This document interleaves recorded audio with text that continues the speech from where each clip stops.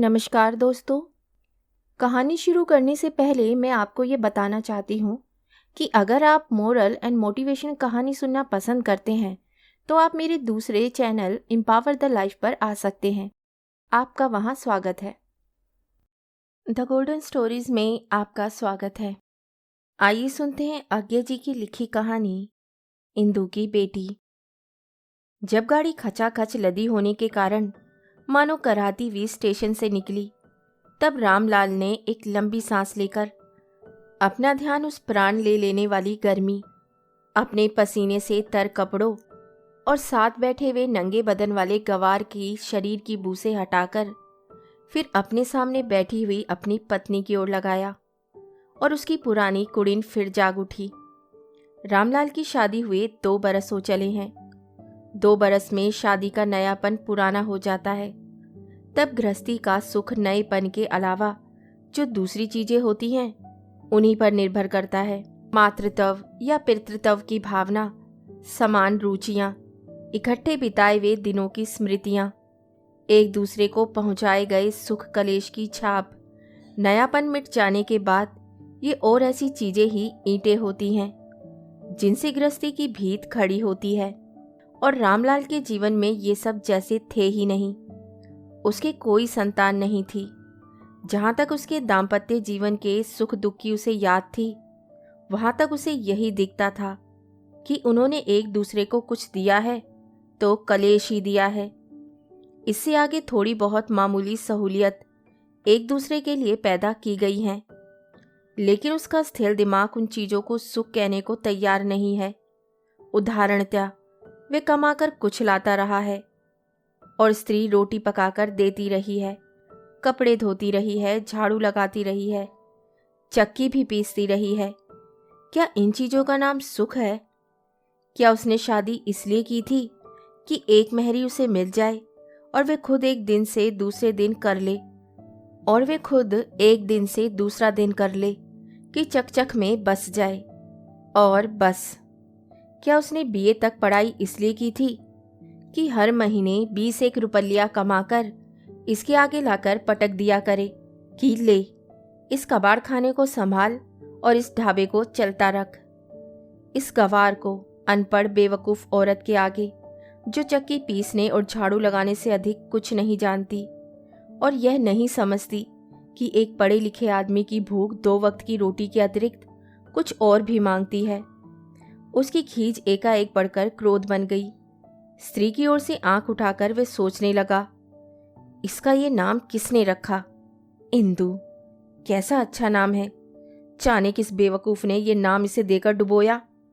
और कुछ नहीं तो सुंदर ही होती, रंग ही कुछ ठीक होता। लेकिन जब ये पहले पहले मेरे घर आई थी तब तो मुझे इतनी बुरी नहीं लगी थी। क्यों मैंने इसे कहा था कि मैं अपने जीवन का सारा बोझ तुम्हें सौंपकर निश्चिंत हो जाऊंगा?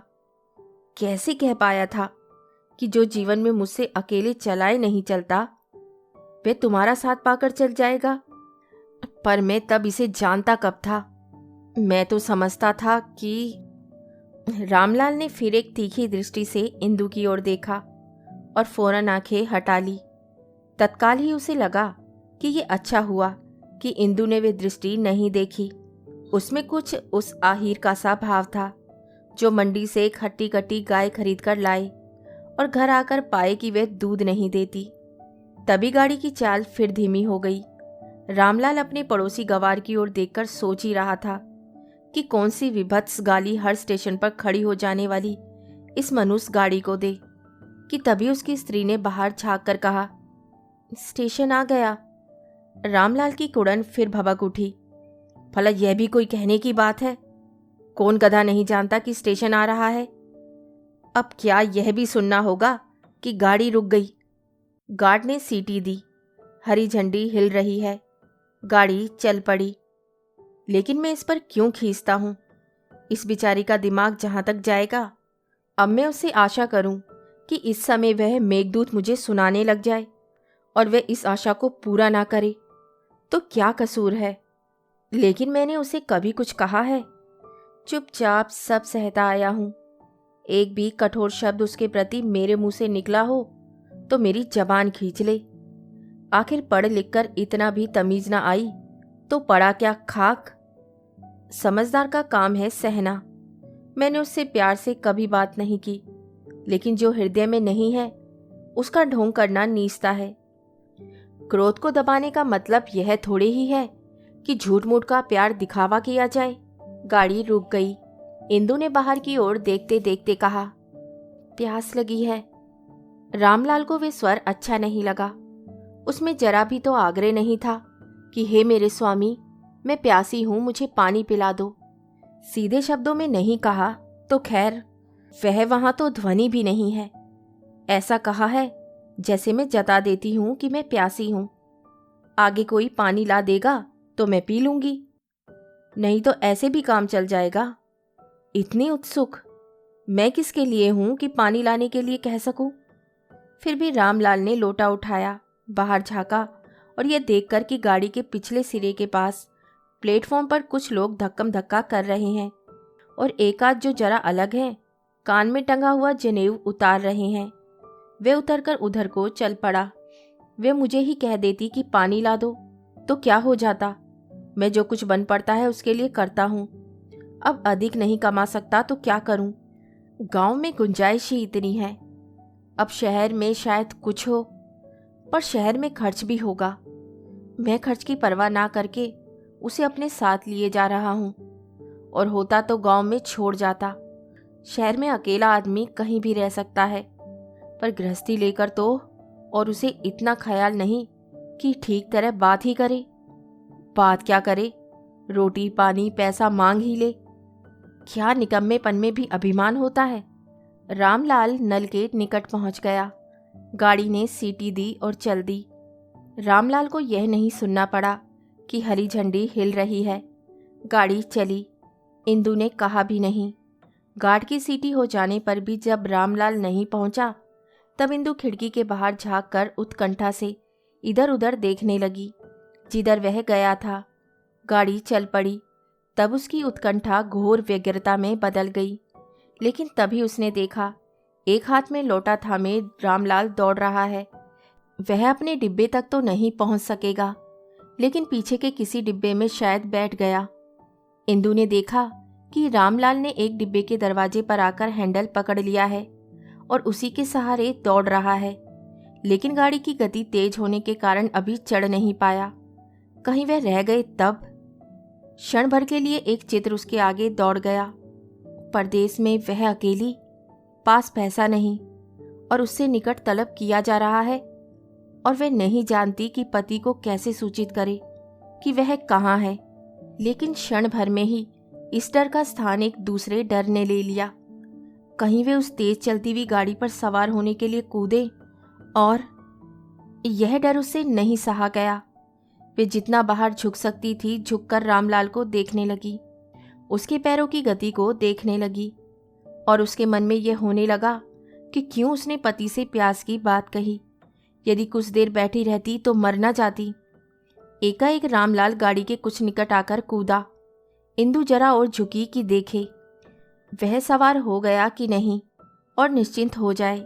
उसने देखा, अंधकार, कुछ डूबता सा, एक टीस, जांग और कंधे में जैसे भीषण आग, फिर एक दूसरे प्रकार का अंधकार। गाड़ी मानो विवश क्रोध से चिचियाती हुई रुकी कि अनुभूतियों से बंधे हुए इस क्षुद्र चेतन संसार की इस घटना के लिए किसी ने चैन खींचकर उस जड़ निरही और इसलिए अडिग शक्ति को क्यों रोक दिया है। गाड़ी के रुकने का कारण समझने से पहले ही रामलाल ने डिब्बे तक आकर देख लिया कि इंदु उसमें नहीं है। रेल का पहिया जांग और कंधे पर से निकल गया था। एक आंख भी जाने क्यों बंद होकर सूज आई थी। बाहर कोई चोट नहीं दिख रही थी और केश लहू में सनकर जटा से हो गए थे। रामलाल ने पास आकर देखा और रह गया, ऐसा बेबस पत्थर रह गया कि हाथ का एक लोटा भी गिरना भूल गया। थोड़ी देर बाद जब जरा कांपकर इंदु की एक आंख खुली और बिना किसी की ओर देखे ही स्थिर हो गई और क्षीण स्वर में कहा, मैं चली। तब रामलाल को नहीं लगा कि वे दो शब्द विज्ञप्ति के तौर पर कहे गए हैं। उसे लगा कि उनमें कुछ खास है जैसे वे किसी विशेष व्यक्ति को कहे गए हैं और उनमें अनुमति मांगने का सा भाव है। उसने एकाएक चाहा कि बढ़कर लोटा इंदु के मुंह से छुआ दे, लेकिन लोटे का ध्यान आते ही वे उसके हाथ से छूटकर गिर गया। रामलाल उस आंख की ओर देखता रहा, लेकिन फिर वे छिपी नहीं। गाड़ी चली गई। थोड़ी देर बाद एक डॉक्टर ने आकर एक बार शरीर की ओर देखा, एक बार रामलाल की ओर, एक बार फिर उस खुली आंख की ओर, और फिर धीरे से पल्ला खींचकर इंदु का मुंह ढक दिया। गाड़ी जरा सी देर रुककर चली गई थी। दुनिया जरा भी रुकी नहीं। गाड़ी आदमी की बनाई हुई थी। दुनिया को बनाने वाला ईश्वर है। 20 साल हो गए। घिरती रात में हर एक स्टेशन पर रुकने वाली एक गाड़ी के सेकंड क्लास डिब्बे में रामलाल लेटा हुआ था। वह कलकत्ते से रुपया कमाकर लौट रहा था। आज उसके मन में गाड़ी पर खींच नहीं थी। आज वह यात्रा पर जा नहीं रहा था, लौट रहा था, और वह थका हुआ था। एक छोटे स्टेशन पर वह एकाएक भड़बड़ाकर उठ बैठा। बाहर झांक कर देखा, कहीं कोई कूली नहीं था। वह स्वयं बिस्तर और बैग बाहर रखने लगा। तभी स्टेशन के पॉइंटमैन ने आकर कहा, अब बाबूजी कहाँ जाइएगा? छोटे स्टेशनों पर लाइनमैन और पॉइंटमैन ही मौके ब मौके कुली का काम कर देते हैं। रामलाल ने कहा, यहीं एक तरफ करके रख दो, और कुछ सामान नहीं है, बाकी ब्रेक में है, आगे जाएगा। अच्छा। गाड़ी चली गई। बूढ़े पॉइंटमैन ने सामान स्टेशन के अंदर ठीक से रख दिया। रामलाल बेंच पर बैठ गया। स्टेशन के एक कोने में एक बड़ा लैंप जल रहा था। उसकी ओर पीठ करके जाने क्या सोचने लगा। भूल गया कि कोई उसके पास खड़ा है। बूढ़े ने पूछा, अब बाबूजी कैसे आना हुआ? ऐसा बढ़िया सूट बूट पहनने वाला आदमी उसने उस स्टेशन पर पहले नहीं देखा था। यूं ही। ठहरिएगा। नहीं नहीं, अगली गाड़ी कब जाती है? कल सवेरे। उसमें जाइएगा? हाँ हाँ। इस वक्त बाहर जाइएगा? नहीं नहीं। लेकिन यहाँ तो वेटिंग रूम नहीं है। कोई नहीं, यहीं बेंच पर बैठा रहूँगा। बूढ़ा मन में सोचने लगा, यह अजब आदमी है जो बिना वजह रात भर यहाँ ठिठुरेगा और सवेरे चला जाएगा। पर अब रामलाल प्रश्न पूछने लगा, तुम यहाँ कब से हो? अजी क्या बताऊं, सारी उम्र यहीं कटी है। अच्छा, तुम्हारे होते यहाँ कोई दुर्घटना हुई? नहीं। कहकर बूढ़ा रुक गया, फिर कहने लगा, हाँ बाबूजी, एक बार एक औरत रेल के नीचे आकर कट गई थी, उधर प्लेटफॉर्म से जरा आगे। रामलाल के स्वर में जैसे अरुचि थी, लेकिन बूढ़ा अपने आप में ही उस घटना का वर्णन करने लगा। कहते हैं उसका आदमी यहाँ पानी लेने के लिए उतरा था। इतनी देर में गाड़ी चल दी। वह बैठने के लिए गाड़ी के साथ दौड़ रहा था। औरत झांकर बाहर देख रही थी कि बैठ गया या नहीं। तभी बाहर गिर पड़ी और कट गई बेचारी। थोड़ी देर बाद बूढ़े ने फिर कहा, बाबूजी, औरत जात भी कैसी होती है। भला वे गाड़ी से रह जाता तो कौन बड़ी बात थी, दूसरी में आ जाता, लेकिन औरत का दिल कैसे मान जाए। रामलाल ने जेब से 4 आने पैसे निकालकर उसे देते हुए संक्षेप में कहा, ठीक है, जाओ। बाबूजी, रामलाल ने टांगे बेंच पर फैलाते हुए कहा, मैं सोऊंगा। बूढ़ा चला गया। जाता हुआ स्टेशन का एकमात्र लैंप भी बुझा गया। अब उसकी कोई ज़रूरत नहीं थी। रामलाल उठकर प्लेटफॉर्म पर टहलने लगा और सोचने लगा, उसने पानी नहीं मांगा था, लेकिन अगर मैंने ही कह दिया होता कि मैं अभी लाए देता हूँ तो आदमी जब चाहता है जीवन के 20 वर्षों में 20 मिनट 20 सेकंड में जी डालना, और वे 20 सेकंड भी ऐसे जो आज के नहीं 20 वर्ष पहले के हैं, मर चुके हैं, तब उसकी आत्मा का अकेलापन कहा नहीं जा सकता।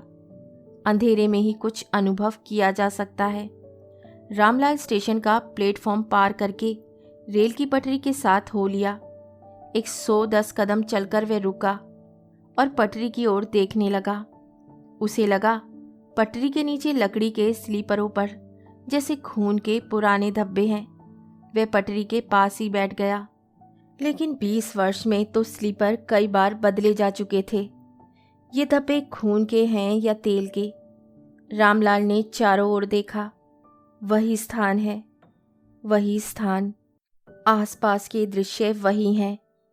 उसका मन अधिक गवाही देता है और रामलाल घुटनों पर सिर टेक कर आंखें बंद करके पुराने दृश्य को जिलाता है। वह कठोर एकाग्रता से उस दृश्य को सामने लाना चाहता है, नहीं, सामने आने से रोकना चाहता है। नहीं, वे कुछ भी नहीं चाहता। वे नहीं जानता कि वे क्या चाहता है या क्या नहीं चाहता। उसने अपने आप को एक प्रेत को समर्पित कर दिया है। जीवन में उससे खिंचे रहने का यही एक प्रायश्चित उसके पास है। और इस समय स्वयं मिट्टी होकर, स्वयं प्रेत होकर, वे मानो उससे एक हो लेना चाहता है, उससे कुछ आदेश पा लेना चाहता है। जाने कितनी बार वह चौंकता है। सामने कहीं से रोने की आवाज आ रही है, एक औरत के रोने की। रामलाल उठकर चारों ओर देखता है। कहीं कुछ नहीं दिखता। आवाज निरंतर आती है। रामलाल आवाज की ओर चल पड़ता है, जो स्टेशन से परे की ओर है। इंदु कभी रोई थी? उसे याद नहीं आता। लेकिन यह कौन है जो रो रहा है? और इस आवाज में ये कशिश क्यों है? कौन है? कौन है? कोई उत्तर नहीं मिलता। 2-4 कदम चलकर रामलाल कोमल स्वर में फिर पूछता है, कौन रोता है? रेल की पटरी के पास से कोई उठता है। रामलाल देखता है, किसी गाढ़े रंग के आवरण में बिल्कुल लिपटी हुई एक स्त्री। उसे पास आता देखकर जल्दी से एक ओर को चल देती है और क्षण भर में झुरमुट की ओट में हो जाती है। रामलाल पीछा भी करता है, लेकिन अंधकार में पीछा करना व्यर्थ है, कुछ दिखता ही नहीं। रामलाल पटरी की ओर लौटकर वह स्थान खोजता है जहां वह बैठी थी। क्या यहीं पर? नहीं, शायद थोड़ा और आगे। यहाँ पर? नहीं, थोड़ा और आगे। उसका पैर किसी गुदगुदी चीज से टकराता है। वह झुककर टटोलता है। एक कपड़े की पोटली। बैठकर खोलने लगता है। पोटली चीख उठती है। कांपते हाथों से वे उठकर वह देखता है। पोटली एक छोटा सा शिशु है जिसे उसने जगा दिया है। वह शिशु को गोद में लेकर थपथपाता हुआ स्टेशन लौट आता है और बेंच पर बैठ जाता है। घड़ी देखता है, 3 बजे हैं। 5 बजे गाड़ी मिलेगी। अपने ओवरकोट से वे बच्चे को ढक लेता है। 2 घंटे के लिए इतना प्रबंध काफ़ी है। गाड़ी में बिस्तर खोला जा सकेगा। रामलाल ने अपने गांव में एक पक्का मकान बनवा दिया है और उसी में रहता है। साथ रहती है वह पाई हुई शिशु कन्या, जिसका नाम उसने इंदु कला रखा है, और उसकी आया जो दिन भर उसे गाड़ी में फिराया करती है। गांव के लोग कहते हैं कि रामलाल पागल है। पैसे वाले भी पागल होते हैं। और इंदु जहाँ जहाँ जाती है वे उंगली उठाकर कहते हैं, वह देखो उस पागल बूढ़े की बेटी। इसमें बड़ा गूढ़ व्यंग्य होता है, क्योंकि वह जानते हैं कि बूढ़ा रामलाल किसी के पाप का बोझ ढो रहा है। लेकिन रामलाल को किसी की परवाह नहीं है। वह निर्द्वंद्व है। उसके हृदय में विश्वास है। वह खूब जानता है कि उसकी क्षमाशीला इंदु ने स्वयं प्रकट होकर अपने स्नेहपूर्ण अनुकंपा के चिन्ह स्वरूप अपना अंश और प्रतिरूप वह बेटी उसे भेंट की थी। कहानी सुनने के लिए धन्यवाद। तो इसी के साथ मैं आपसे विदा लेती हूँ और कल फिर मिलती हूँ एक नई कहानी के साथ। तब तक के लिए अलविदा।